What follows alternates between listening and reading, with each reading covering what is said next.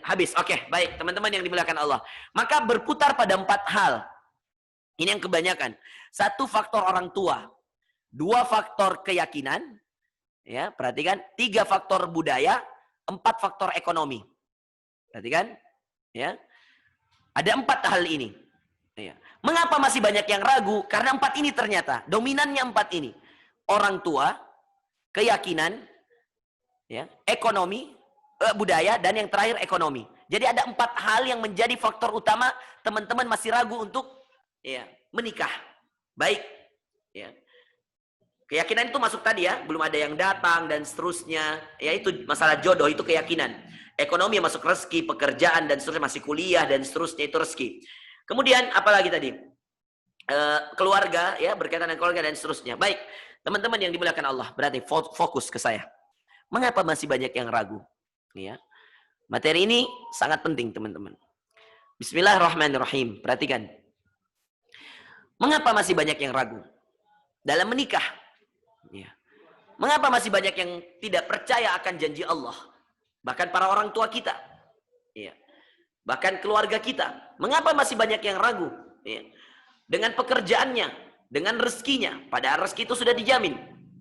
Mengapa masih banyak yang ragu? Ya. Dengan keyakinannya, padahal sebelum dia ada, Allah sudah penuhi semua kebutuhannya. Bahkan sebelum kita lahir, Allah sudah memberikan kita rezeki lewat ASI yang Allah titipkan pada ibu-ibu kita. Mengapa masih banyak yang ragu? Bukankah kita dari tidak ada menjadi ada mudah bagi Allah, apalagi dari ada hanya untuk memberikan rezeki kepada kita? Dari tidak ada menjadi ada mudah, saudara sekalian. Tentu lebih mudah dari yang ada, kemudian diberikan rezeki. Itu lebih mudah. Kenapa masih banyak yang ragu? Perhatikan teman-teman. Karena Anda belum mengenal pencipta Anda. Perhatikan, ini poin nomor 1. Mengapa masih banyak yang ragu? Dengan semua elemen-elemen masalah yang kalian punya tadi. Keluarga, ekonomi, keyakinan. Karena Anda belum mengenal Allah. Makanya kenali Tuhan kita Allah. Dengan semua sifat-sifatnya. Dengan semua janji-janjinya. Agar kita tidak ragu lagi tentang keyakinan kita bahwa menikah itu sesuatu yang dijamin oleh Allah. Dan siapa yang menikah rezekinya ditanggung oleh Allah. Dan siapa yang menikah untuk menjaga dirinya dari yang haram. Maka Allah akan berikan kepadanya kenikmatan untuk menikmati yang halal. Mengapa masih banyak yang ragu? Karena kalian belum mengenal Allah. Saya berikan satu ilustrasi teman-teman. Apakah kemudian ada seorang yang ingin menerima karyawan di sebuah perusahaan. Seorang direktur. Ya. Apakah kemudian hanya sekedar jalan di pinggir jalan lalu kemudian mengatakan, hei kamu jadi karyawan saya. Tarik aja masuk. Tidak teman-teman. Dibuka pendaftaran. Setelah dibuka pendaftaran, dibuatkan ujian-ujian. Ada tes-tes. Ya. Kenapa ada tes-tes? Supaya direktur itu mengenal siapa calon karyawannya. Ya. Ini urusan dunia loh teman-teman. Simple, sederhana. Bukan urusan menikah, bukan urusan akhirat. Hal yang sesimpel ini, sesederhana ini teman-teman, perhatikan. Kita perlu mengenal orang-orang yang ada yang di sekitar kita yang mau ingin ikut bersama kita. Seorang direktur tidak mungkin mengambil orang-orang yang ada di pinggir jalan saja begitu saja. Ayo kamu jadi karyawan saya. Tidak mungkin. Orang itu akan datang, dibuka pendaftaran, silahkan melamar pekerjaan. Setelah dia melamar pekerjaan, dia daftarkan dirinya. Setelah registrasi, apa yang dilakukan? Setelah pendaftaran, dia harus masukkan CV.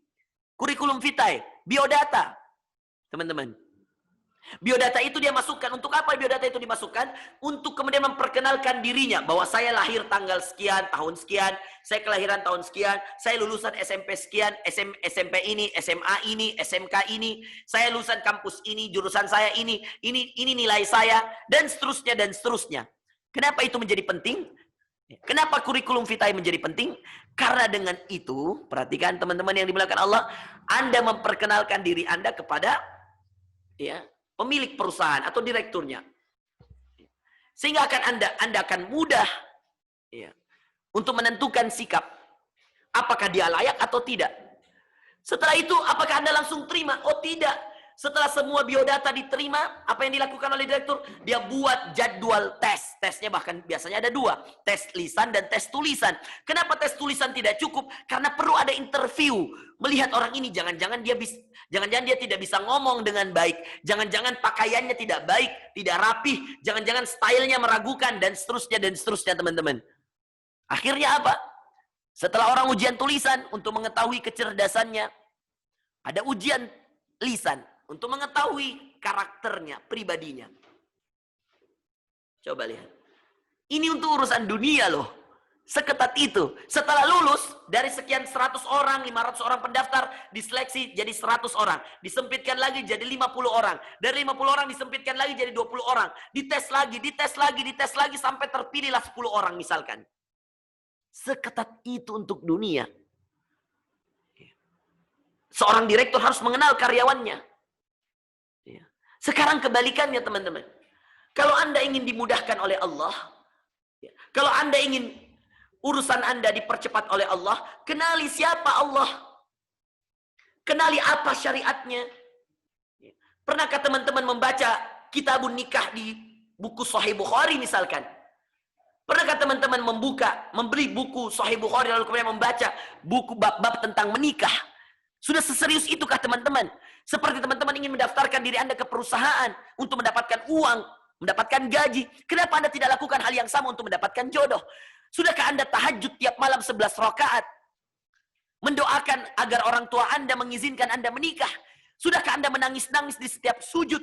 Mendoakan agar ada yang datang. Kalau masalahnya tadi belum ada yang datang jodohnya. Sudahkah Anda kemudian berdoa mati-matian agar rezekimu dicukupkan untuk segera menikah? Sudahkah Anda bangun di keheningan malam sambil menangis kepada Allah meminta jodoh, meminta sesuatu yang dihalalkan agar Anda terhindar dari yang diharamkan? Pernahkah Anda melakukan itu? Kalau belum, pantas saja Anda masih ragu. Kalau belum, pantas saja keyakinan itu belum kuat. Kalau belum, pantas saja orang tua belum merestui. Kalau belum, pantas saja ekonomi masih pas-pasan. Kenapa? Karena usahamu juga segitu-gitunya, maka hasilmu juga segitu-gitunya. Tapi coba teman-teman, usahanya maksimalkan. Buktikan sama yang punya. Dekati sama yang memiliki. Kenali dia. Siapa Allah? Oh, ternyata Allah itu Maha Pengasih, Maha Penyayang, Maha Penerima taubat, Maha memudahkan urusan. Tapi ada cara-caranya Allah memudahkan urusan. Ada cara Allah menjawab doa-doa. Ada cara Allah memberikan kemudahan. Maka kenali Allah. Oh, ternyata Allah itu turun di sepertiga malam terakhir setiap malam. Untuk apa Allah turun di sepertiga malam terakhir?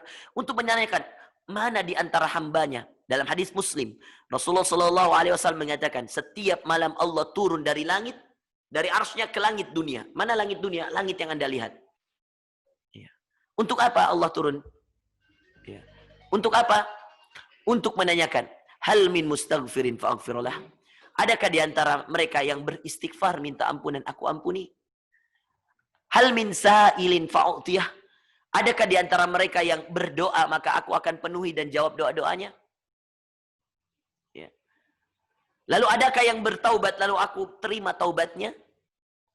Adakah teman-teman? Anda punya hajat? Jika banyak hajatmu dan tidak ada tahajudmu, maka bisa jadi keinginanmu itu palsu. Maka perkuat keyakinanmu kepadanya. Dan bagaimana cara bisa memperkuat keyakinan kepadanya kalau kita tidak mengenalnya? Siapa Allah? Apa-apa saja nama-namanya? Sudahkah teman-teman menghafalkan Asmaul Husna? Wallahu alladzi la ilaha illa huwar rahmanur rahimul malikul quddusus salamul mu'minul muhaimin al-muhaiminul azizul jabbarul mutakabbir الخالق البارئ المصور الغفار القهار الوهاب الرزاق الفتاح العليم القابض الباسط الخافض الرافع المعز المذل السميع البصير الحكم العدل اللطيف الخبير الحليم العظيم الغفور الشكور الولي الكبير الحفيظ المقيت الحسيب الجليل الكريم الرقيب المجيب الواسع dan seterusnya. Al-Hakamul Adalul Latiful Khabirul Halimul Azimul Ghafurul Syakur, Al-Aliyul Kabirul Hafizul Muqitul Hasibul Jalilul Karimul Raqibul Mujibul Wasi', dan sampai seterusnya, teman-teman. Ya. Pernahkah Anda menghafalkan nama-nama Allah? Pernahkah Anda berdoa dengan menyebutkan nama Allah? Bukankah ketika kita berdoa dengan menyebutkan nama-nama Allah, Asmaul Husna, doa kita akan semakin cepat diijabah Allah? Ya. Mengapa kita selalu menyalahkan keadaan, padahal kita belum memaksimalkan? Ya. Padahal kita belum memaksimalkan ya, amalan. Mengapa kita selalu menyalahkan keadaan, padahal kita belum memaksimalkan amalan? Belum lagi masalah Quran. Belum lagi masalah zikir pagi dan petang. Mengapa selalu keadaan yang dipermasalahkan? Keluarga lah.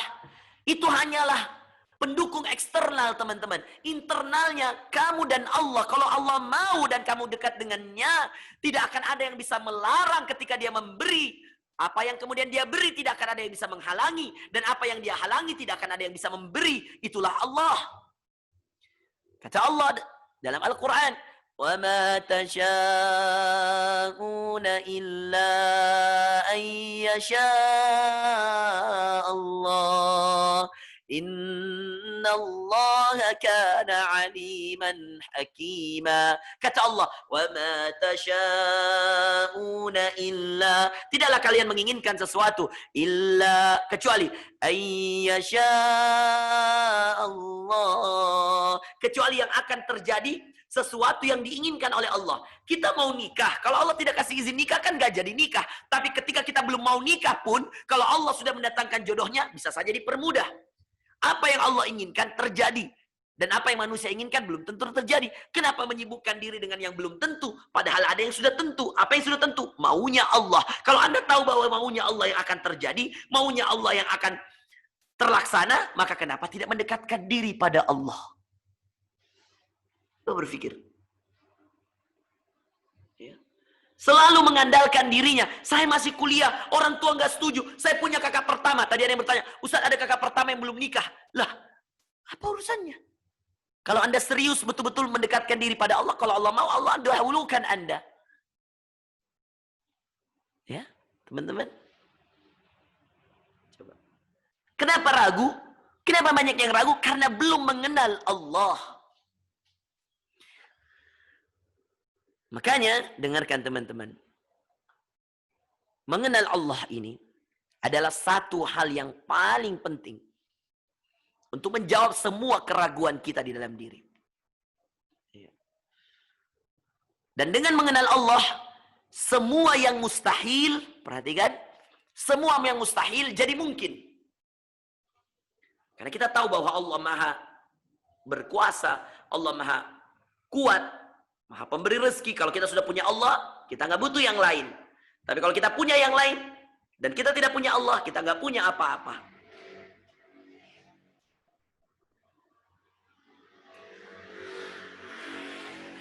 Teman-teman yang dimuliakan Allah, perhatikan.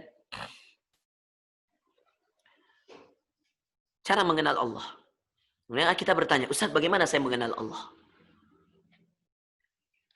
Jadi, tips yang pertama kita adalah mengenal Allah. Dan cara mengenal Allah, perhatikan. Untuk kita lebih paham dan lebih mengerti bagaimana Allah, siapa Allah. Dan dengan kita mengenal Allah, kita akan semakin dekat dengan Allah. Itu ada 3 cara mengenal Allah. Ya. Kita mengenal Allah 3, teman-teman. Ini minimal. Ya. Yang pertama, kenali Allah dengan nama-nama dan sifatnya. Asma'ul husna wa sifatul ula. Nama-nama dan sifatnya. Ya. Hafalkan Asma'ul Husna. Pahami arti-artinya. Maka Anda akan mengenal siapa sebenarnya Allah. Asma'ul Husna wa sifatul ula. Kenali Allah lewat Asma'ul Husna. Nama-namanya yang baik. Dan sifat-sifatnya yang mulia.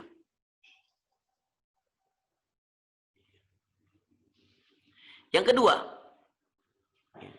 mengenali Allah lewat perkataannya, firmannya. Siapa? Di mana kita mendapatkan firmannya? Lewat Al-Quran. Itu perkataan Allah semuanya. Tidak ada yang tidak. Maka siapa yang dekat dengan Al-Quran? Dekat dengan Allah.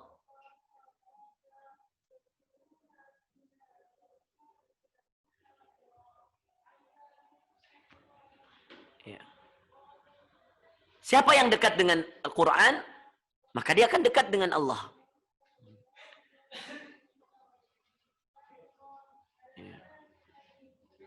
Ya. Baik. Dan siapa yang mendekat dengan Al-Quran, maka Allah akan memberikan kemudahan-kemudahan baginya. Kita baca perkataan Allah, kita akan dekat dan mengerti siapa Allah. Makanya kalau kemudian Anda belum bisa bahasa Arab, saya anjurkan ketika Anda membaca Al-Quran, bacalah dengan terjemahannya. Ada ayat nanti yang Anda akan ketahui. وَمَنْ يَتَّقِ اللَّهَ يَجْعَلْ لَهُ مَخْرَجًا. Ya, di ayat kedua dan ayat ketiga dalam surah At-Talaq di juz yang ke-28. Ya. وَمَنْ يَتَّقِ اللَّهَ يَجْعَلْ لَهُ مَخْرَجًا. Siapa yang bertakwa pada Allah, Allah akan berikan kepadanya jalan keluar. وَيَرْزُقُهُ مِنْ حَيْثُ لَا يَحْتَسِبُ. Dan Allah akan berikan kepadanya rezeki dari arah yang tidak diduga-duga. وَمَنْ يَتَوَكَّلْ عَلَى اللَّهِ فَهُوَ حَسْبُهُ. Dan siapa yang bertawakal kepada Allah, maka Allah akan menjadi pencukup dirinya. Innallaha balighu amrih. Sungguh Allah akan menyelesaikan semua urusannya. Coba lihat. Dilihat dari bertakwa kepada Allah. Mengenal Allah. Mendekatkan diri dengan Allah lewat ayat-ayatnya, lewat firman-Nya. Kata Allah, وَمَنْ يَتَّقِ اللَّهَ يَجْعَلْ لَهُ مَخْرَجًا. Siapa yang bertakwa kepada Allah, Allah akan berikan jalan keluar baginya. وَيَرْزُقُهُ مِنْ حَيْثُ لَا يَحْتَسِبُ. Dan Allah akan memberikannya rezeki dari arah yang tidak diduga-duga. وَمَنْ يَتَوَكَّلْ عَلَى اللَّهِ فَهُوَ حَسْبُهُ. Dan siapa yang bertawakal kepada Allah, berserah diri kepada Allah, fahuwa hasbuh, maka Allah yang akan jadi pencukup dirinya. Innallaha balighu amri. Sungguh Allah akan menyelesaikan semua urusan-urusannya. Ya. Coba lihat teman-teman. Karena satu Allah. Yang ketiga, cara mendekatkan diri kepada Allah. Cara mengenal Allah. Tadi dengan Asmaul Husna. Dengan nama-namanya yang baik, wasifatul ula, dan sifat-sifatnya yang mulia. Lalu kemudian yang kedua, dengan membaca Al-Quran. Lalu yang ketiga teman-teman, mengenal Allah lewat baginda Rasulullah sallallahu alaihi wasallam. Ya. Kenalilah Allah lewat perkataan-perkataan Nabi kita yang kita cintai. Rasulullah sallallahu alaihi wasallam. Kenalilah Allah. Ya. Melalui perkataan baginda Nabi kita Muhammad sallallahu alaihi wasallam. Dengan kita mengenal Allah melalui perantara baginda Rasulullah sallallahu alaihi wasallam, maka kita akan semakin dekat dengan bantuan dan pertolongan Allah. Bayangkan salawat saja teman-teman. Kata Rasulullah sallallahu alaihi wasallam, "Man shalla alayya salatan wahida sallallahu alaihi asyra salawatin." Siapa yang salawat kepadaku, kata Rasulullah SAW, 1 kali salawat, maka Allah akan bersalawat kepadanya 10 kali salawat. Coba bayangkan. Jadi kalau kita mengenal Rasulullah, mengenal Allah lewat perantara Rasulullah, kita salawat untuk Rasulullah 1 kali saja, maka Allah akan bersalawat kepada kita 10 kali teman-teman. Makanya dalam surah Al-Ahzab, Allah mengatakan, Inna Allah wa malaikatahu yusalluna ala nabi ya ayyuhalladzina amanu sallu alaihi wa sallimu taslima. Ya ayyuhalladzina amanu sallu alaihi wa sallimu taslima. Hai orang yang beriman, bersalawatlah kepada Allah dan memberilah salam kepadanya, kepada Rasulullah, dan memberilah salam kepadanya. Penting mengenal Allah melalui perantara baginda Nabi kita Muhammad sallallahu alaihi wasallam. Baik, maka cara pertama untuk menghilangkan keraguan kita akan keadaan diri kita adalah dengan apa teman-teman? Dengan cara mengenal Allah. Dan cara mengenal Allah itu 3 tadi. Lewat Asmaul Husna dan sifatnya al-ula, lewat Al-Qur'an, ya, mengaji dan usahakan pakai terjemahan agar Anda bisa lebih mengerti apa yang Anda baca. Dan yang ketiga teman-teman yang dimuliakan Allah, mengenal Allah lewat perantara perkataan baginda Rasulullah sallallahu alaihi wasallam. Baik. Perhatikan sekarang. Yang kedua. Mengapa masih banyak yang ragu? Karena yang ragu itu tidak punya ilmunya. Orang yang sudah punya ilmu, maka dia tidak akan ragu lagi untuk melakukan sesuatu. Dia akan melakukannya dengan pengalamannya. Saya kasih contoh teman-teman. Saya belum pernah bikin rendang misalkan. Ya. Ibu saya sering bikin rendang misal. Kemudian saya minta resep pada ibu saya. Mana resepnya bu? Ini. Ketika pertama kali saya akan bikin rendang, saya akan masih ragu. Meskipun saya sudah mendapatkan resep. Bagaimana dengan orang yang tidak punya resep? Apakah Anda bisa langsung bikin seperti hasil orang? Apakah saya bisa bikin seperti rendangnya ibu saya? Tidak mungkin. Ayah saya seorang profesor di bidang teknik mesin. Ayah saya hari-hari bongkar mesin. Ya. Ketika kemudian saya seorang yang belajar ilmu hadis, belajar ilmu Al-Quran, S1 sampai S3 saya di bidang ilmu agama, lalu kemudian saya mau bongkar mesin mobil, tanpa saya kemudian ada ilmunya, apakah akan berhasil? Tidak mungkin. Pasti saya ragu, ini yang mana yang saya buka duluan? Seperti itu juga dengan ayah saya, bagian bidang agama, ayah saya profesor di teknik mesin sekalipun, dia tidak bisa mengerti bidang agama. Dia akan masih ragu, dia akan masih bertanya, mana yang benar hadisnya, mana yang sahih, apa ini betul atau tidak, sudah benar atau tidak, dan seterusnya.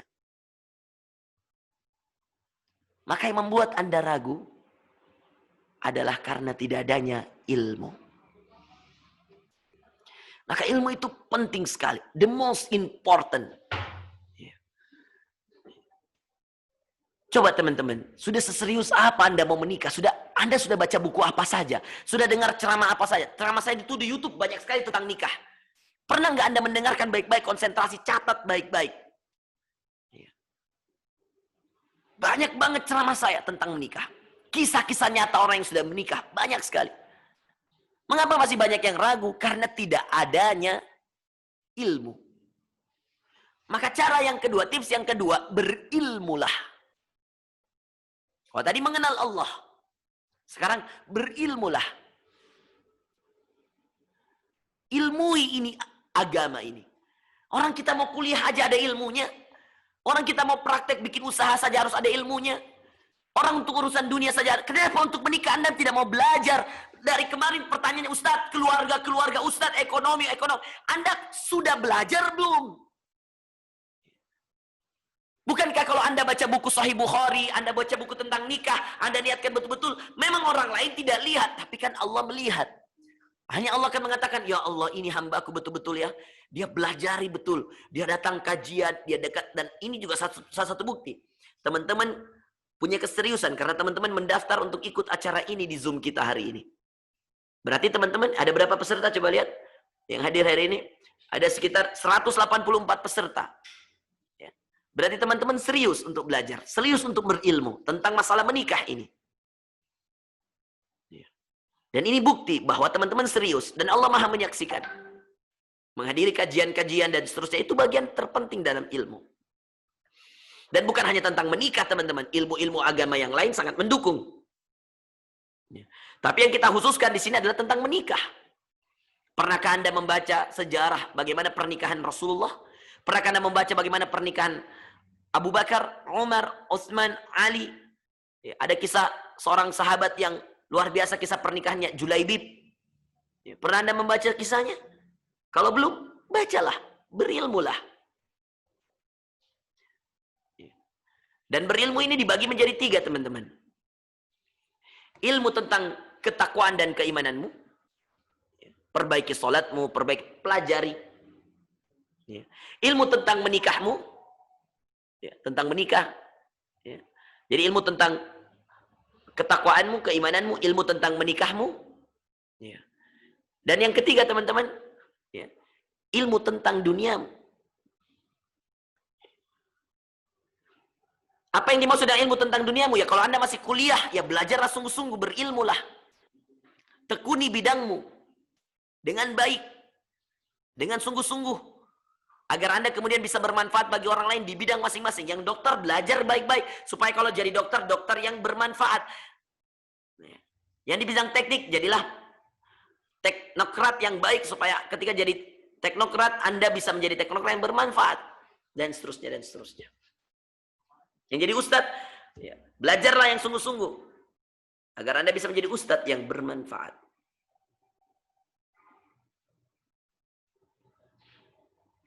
Saudara-saudara sekalian yang dimuliakan Allah Azza wa Jalla. Itu yang kedua. Yang ketiga, teman-teman. Ya. Yang bisa membuat kita tidak ragu. Yang bisa menghilangkan keraguan di dalam diri kita setelah kita mengenal Allah. Dengan 3 tadi cara. Asmaul Husna. Dan sifat-sifatnya. Lewat Al-Quran. Dengan membaca terjemahannya, membacanya terus dan membaca terjemahannya agar memahaminya, dan lewat baginda Rasulullah SAW. Lalu yang kedua, berilmu, ilmu tentang ketakwaan diri, bagaimana kita sholat, bagaimana belajar doa, bagaimana belajar mengaji, dan ini ilmu agama kita untuk pribadi. Yang kedua, ilmu tentang urusan menikah, baca kisah-kisah orang yang sudah menikah, khususnya kisah para sahabat. Khususnya kita pas, sudahkah Anda menamatkan itu? Gitu. Jangan cuma mau nikah, tapi tidak ada usaha untuk berilmu. Ikut kajian dan seterusnya. Dan yang ketiga, ilmu tentang dunia kita. Yang tim media, belajar untuk masalah media. Yang ustadz, memperbanyak ilmunya. Dan seterusnya, dan seterusnya. Ini yang dokter, yang polisi, dan seterusnya. Masing-masing di keilmuannya, silahkan. Yang ketiga, teman-teman. Yang bisa membuat kita yakin dan menghilangkan keraguan di dalam diri kita.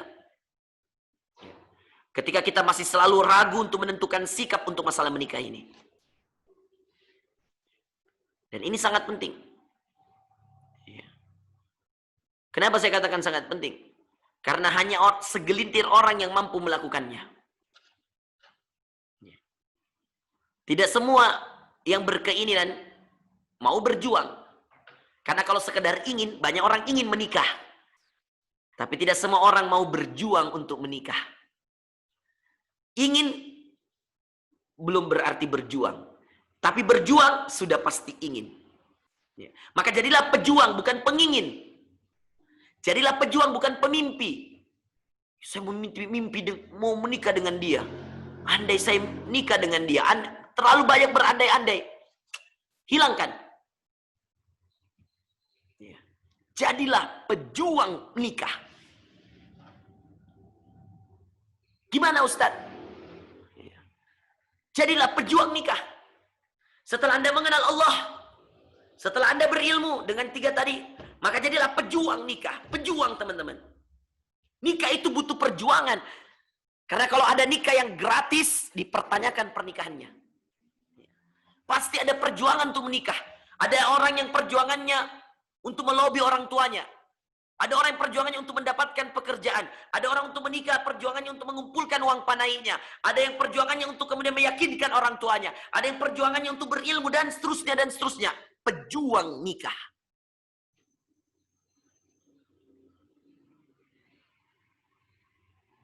Dan perjuangan itu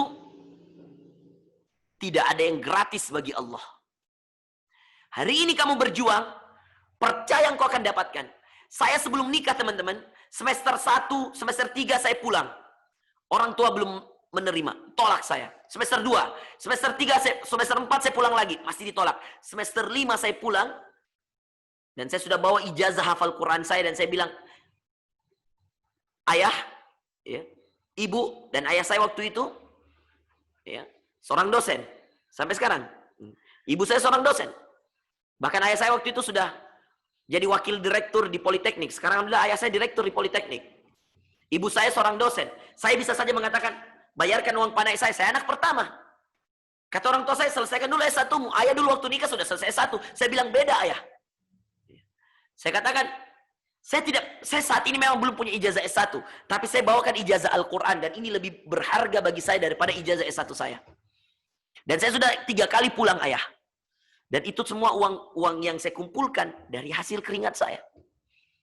Saya waktu S1 di Sudan, saya tidak pernah meminta sepeser pun dari bapak saya. dan dari ibu saya. Padahal orang tua menawarkan dan saya menolak. Saya bilang, berikan saja ke adik-adik. Kenapa teman-teman? Karena saya bisa berjuang. Saya jualan peci. Makanya kalau Anda lihat kenapa Ustaz selalu pakai peci warna putih ini. Karena ini peci perjuangan saya. Semenjak saya masih S1, saya jual flash disk. Dari asrama ke asrama. Saya jual sendal Eger. Bayangkan. Kalau ada teman yang datang dari Indonesia, adik-adik kelas, saya titip. Saya titip 1 juta. Saya jual laku untung 2 juta. Saya olah lagi, mau jadi apa lagi nih uang? Saya hafal Quran, saya kajian dengan syekh, saya belajar di kampus, saya jualan. Hidup saya beda dengan orang-orang lain. Saya adalah sekretaris jenderal di organisasi. Sampai saya diutus ke Malaysia, sampai saya diutus ke India. Makanya ketika saya diutus ke Malaysia, itulah saya sempatkan pulang. Apalagi waktu itu pas ayah saya lagi S3 di Malaysia. Jadi saya bertemu dengan ayah saya. Saya simposium di Kuala Lumpur, ayah saya S3 di Johor. Johor itu perbatasan Singapura. Saya berangkat dan ayah saya kaget. Kok bisa sampai sini? Saya bilang, alhamdulillah saya diutus ayah. Karena saya seorang sekretaris jenderal di Persatuan Pelajar, mahasiswa. Orang mengira, wah kenapa dia semester 5 sudah menikah? Karena yang saya perjuangkan berbeda dengan orang-orang teman-teman saya, bahkan kakak-kakak kelas saya. Senior saya banyak yang sudah S3, S2 belum berani menikah. Karena dia tidak berjuang secara khusus untuk menikah. Adapun saya, dari semester 2, saya sudah berjuang untuk bagaimana saya menikah. Maka hidup saya beda dengan hidup orang. Saya perjuangkan pernikahan saya. Dengan segala letihnya. Kadang-kadang teman-teman, saya sampai ketiduran di bis. Ke kampus itu saya tidur. Saya menyapu, bayangkan. Menyapu halaman di kedutaan, cuci piring. Waktu mahasiswa, saya kerjakan semua untuk dapat uang. Padahal saya mahasiswa, meskipun saya beasiswa saya terbatas, tidak ada bentuk uang. Hanya dapat kuliah gratis, makan gratis, asrama gratis. Saya butuh uang untuk saya nikah. Untuk membuktikan pada orang tua saya bahwa saya sudah mandiri.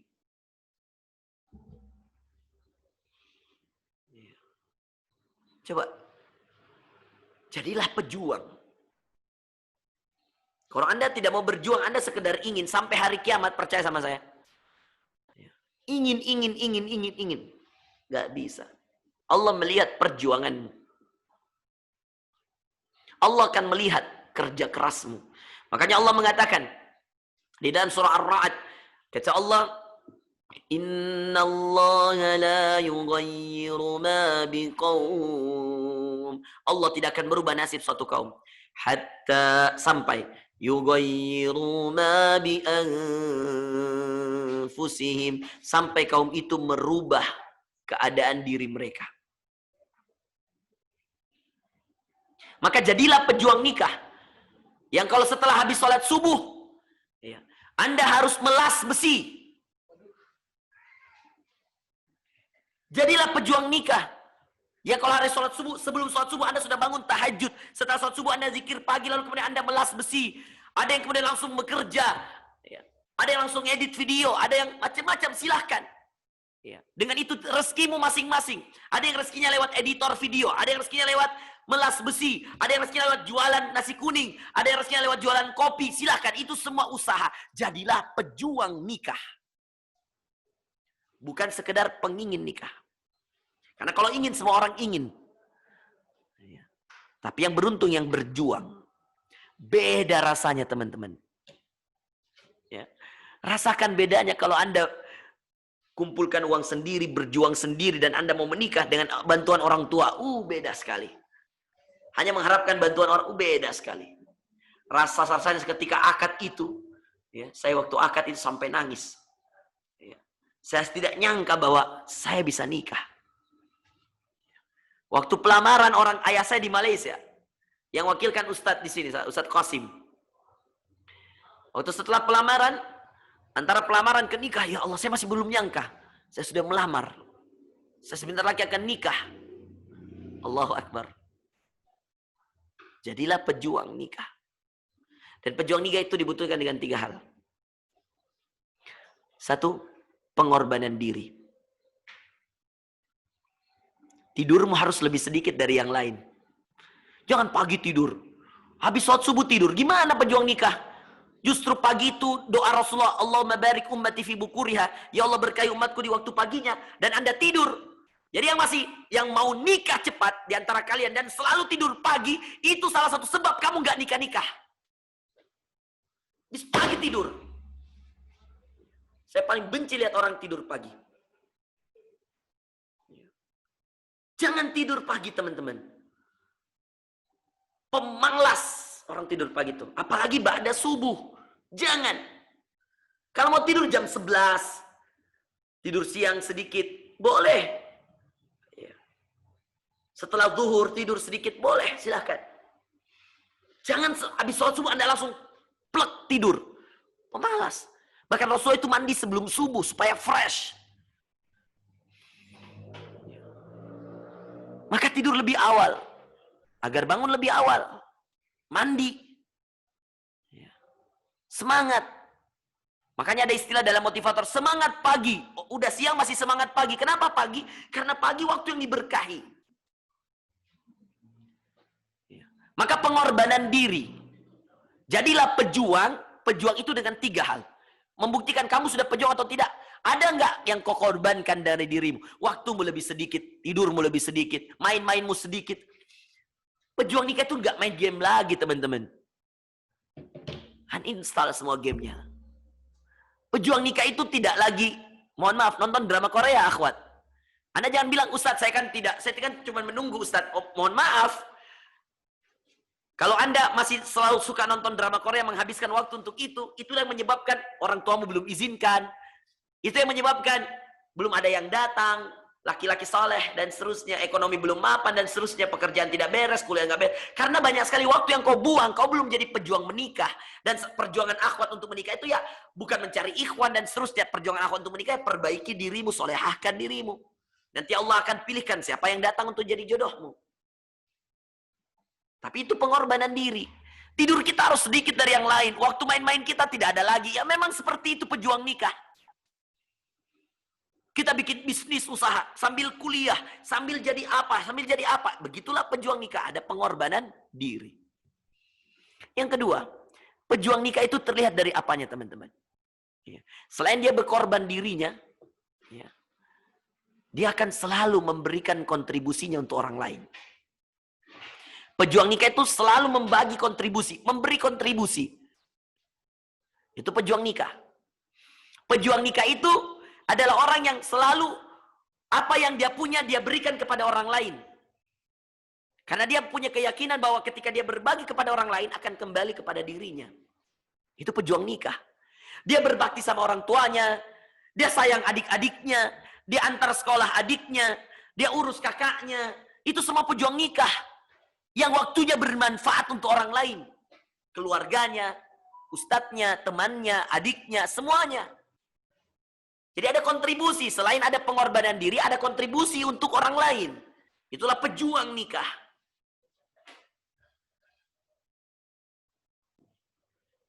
Dan yang ketiga. Pejuang nikah itu, teman-teman, perhatikan. Selain dia berkorban untuk dirinya, ada pengorbanan diri. Ada kontribusi untuk orang lain. Pejuang nikah itu banyak aksi. Banyak aksi. Bukan hanya teori. Pejuang nikah itu banyak aksi. Bukan hanya teori. Saya tidak mengatakan tanpa teori, bukan. Tetap ada teori, tetap ada ilmu. Tapi tidak mengatakan nikah, mau nikah, mau nikah. Oh nikah, nikah. Di pikirannya hanya nikah, nikah, nikah. Tapi diam. Tapi tidur. Tapi nonton. Tapi main game. Ini orang yang banyak teori. Terlalu banyak keinginan yang hanya bentuknya teori. Oh nikah itu enak. Enak ya kalau sudah ada yang pegang, yang peluk dari belakang. Kalau kita naik motor halal. Enak. Dipikirin teori. Tapi tidak banyak aksi. Foto-foto dengan berbagai gaya diupload di Instagram agar orang-orang memujinya dan ada akhwat-akhwat yang melihatnya. Teori. Atau ikhwan yang melihatnya. Nauzubillah, teori. Memakai semua jenis pakaian agar terlihat gagah. Teori. Boleh, boleh aja silakan. Tapi hati-hati, itu teori. Aksi yang penting. Ada yang pakai baju polisi, bergaya polisi.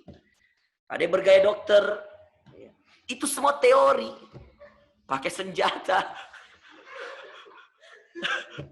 Itu semua teori. Terlalu banyak teori. Gak usah ada yang ketawa. Semua diam. Saya tidak sebut nama Hisham. Astagfirullah. Astagfirullah. Astagfirullah. Itu semua teori. Apa coba gunanya? Bergaya dengan berbagai macam latar.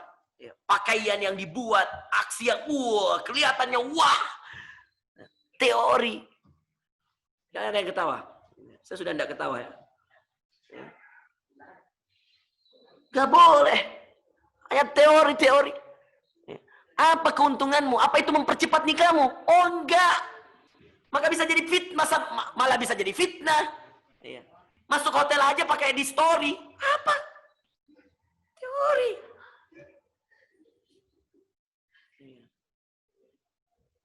Coba sekarang manfaatkan. An-Naba hafalkan. Jangan teori banyak, aksi nggak banyak. Padahal hafal An-Naba mempercepat jodoh, foto dengan gaya polisi. Jangan ketawa, diam.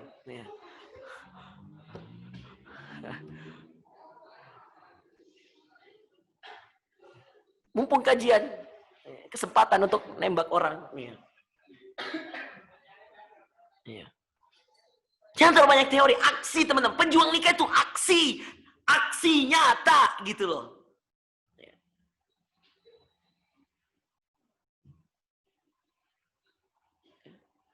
Gak perlu kita koar-koar di medsos. Sampai 10 tahun kamu koar-koar di medsos. Semua pakaian kau pakai di situ foto. Mau gaya dokter, mau gaya apa, mau gaya apa, gaya apa. Kamu hanya akan menarik fitnah. Menarik dosa. Bukan menarik kebaikan. Dan dosa itu ketika datang, akhirnya apa? Gak ada yang nyata. Banyak akhwat terfitnah. Dan ketika terfitnah jadi dosa. Tiap hari itu fotomu dilihat. Bahkan bisa jadi ada yang sudah print out. 4x8 meter. Itu Maleo. Sorry. 4x8 senti. Jadi print out. Dipasang di kamar-kamar. Apa kamu jamin? Ini media sosial guys. Hati-hati. Jangan terlalu berani. Gitu loh. Seakan-akan Anda jamin hatinya orang. Gak bisa guys. Loh salah sendiri Ustaz. Dia yang follow saya dan seterusnya. Loh. Kamu yang menyebar fitnah. Apakah, sekarang saya tanya. Apa manfaat kau foto dengan berbagai macam gaya polisi itu? Saya tanya. Biar gagah. Keren. Pakai sepatu. Apa? Ada yang foto dengan berbagai macam gaya dan seterusnya. Pasang foto. Apalagi kalau akhwat. Na'udzubillah. Apa gunanya Anda pasang model A, G, B, C dan seterusnya. Kadang-kadang baca Quran di foto pun. Baca Quran pun guys. Baca Quran guys di foto. Apa? Teori. Mikir teman-teman. Gak usah banyak teori. Diam. Karya nyata. Langsung lamar orangnya. Langsung bikin rak bukunya. Langsung bikin ininya. Jauh lebih baik. Ada aksi kalau dia cuma tukang las. Diam. Kalau ada yang bisa nulis buku, langsung nulis bukunya. Ada yang bisa berkarya. Editing video dan sebagainya. Langsung karyanya.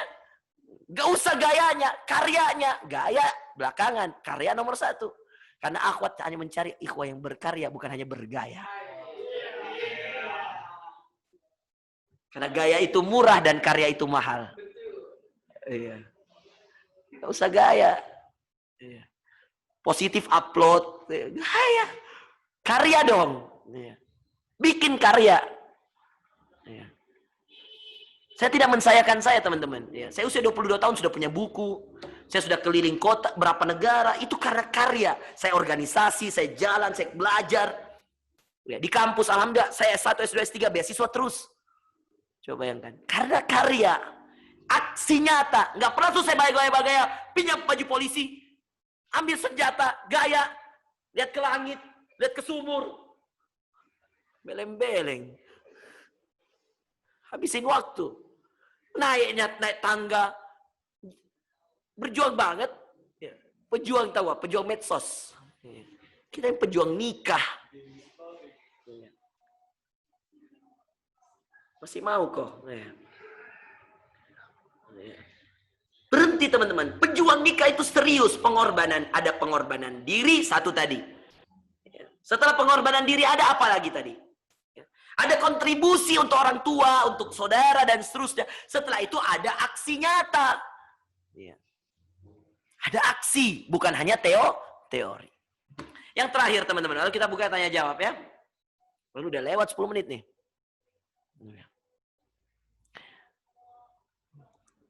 Iya. Yang keempat.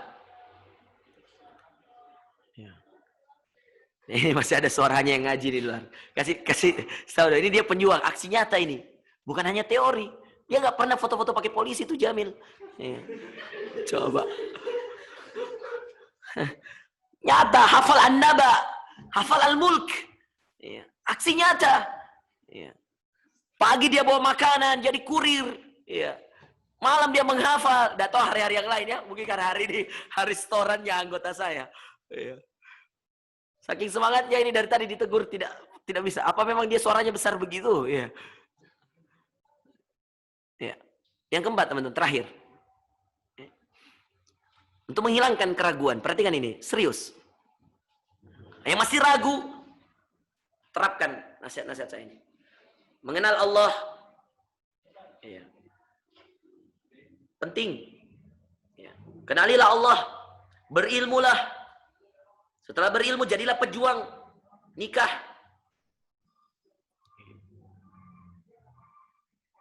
Dan setelah itu, yang terakhir, teman-teman. Untuk menghilangkan keraguan di dalam diri kita. Apa yang harus kita lakukan, teman-teman?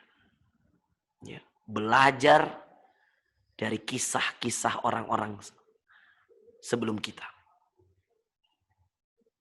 Belajarlah dari kisah-kisah nyata orang-orang sebelum kita. Coba tanya orang tuamu, bagaimana waktu dia menikah?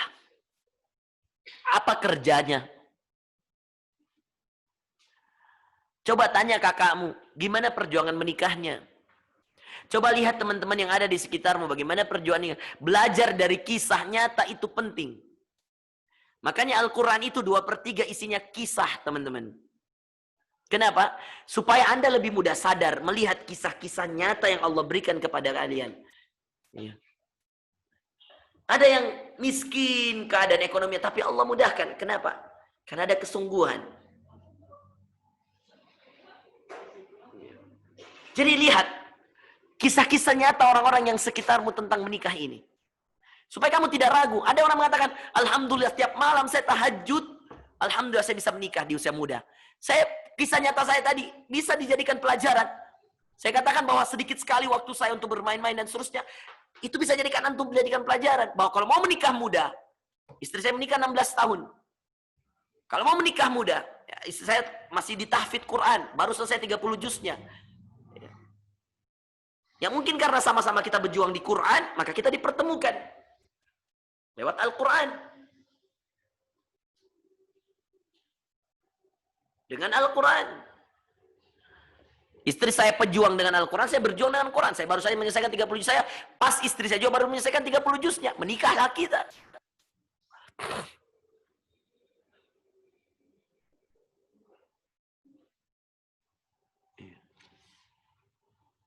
Maka teman-teman yang dimuliakan Allah. Belajar dari kisah-kisahnya. Ustaz, siapa yang dibelajar? Ada 3 orang. Belajarlah dari kisah nyata 3 tipe orang ini. 1, belajarlah dari kisah nyata para nabi dan para rasul. Bagaimana mereka menikah. Rasulullah SAW itu ketika menikah, bagaimana proses pernikahannya? Diawali dengan kesungguhannya. Dia berdagang sampai Syam, bawa barangnya Khadijah. Nikah dengan sifat jujurnya, amanah dan sebagainya. Berarti kalau kita mau belajar dari kisah Rasulullah, sebelum menikah Anda harus jadi orang yang jujur, amanah.